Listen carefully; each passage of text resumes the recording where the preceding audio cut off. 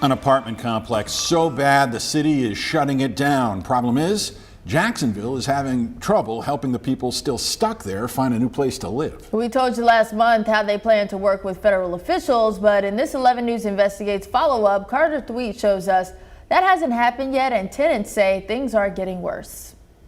Raven Miller says her 2 years at Willow Bend Apartments haven't been a great experience. Just really not a safe place for children or not human, period. Another tenant I talked to who didn't want to appear on camera says in the last year, maintenance at Willow Bend has been almost non-existent. Miller says water damage and leaks, rodents and roaches, mold, and breaking and entering have all become regular occurrences. So much of it should have been shot as a documentary out here.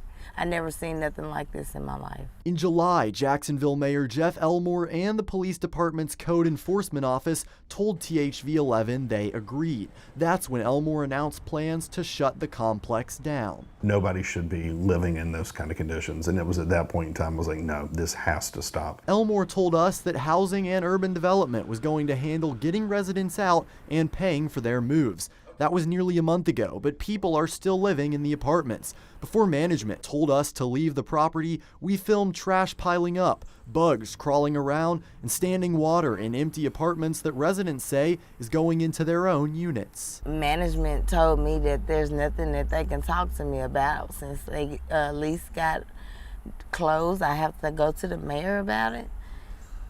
So yeah, it's been crazy. Miller and the other tenant told me they haven't heard much regarding a potential move. I reached out to the mayor's office and police department again, and they told me that HUD was now leading that effort. I reached out to HUD at the federal level and their Little Rock office, but no one answered. Now tenants are left waiting in conditions they say are unlivable. Y'all having us in an unsafe, unsanitary, mold infested, something needs to be done. In Jacksonville, Carter Thweet, THV 11 News.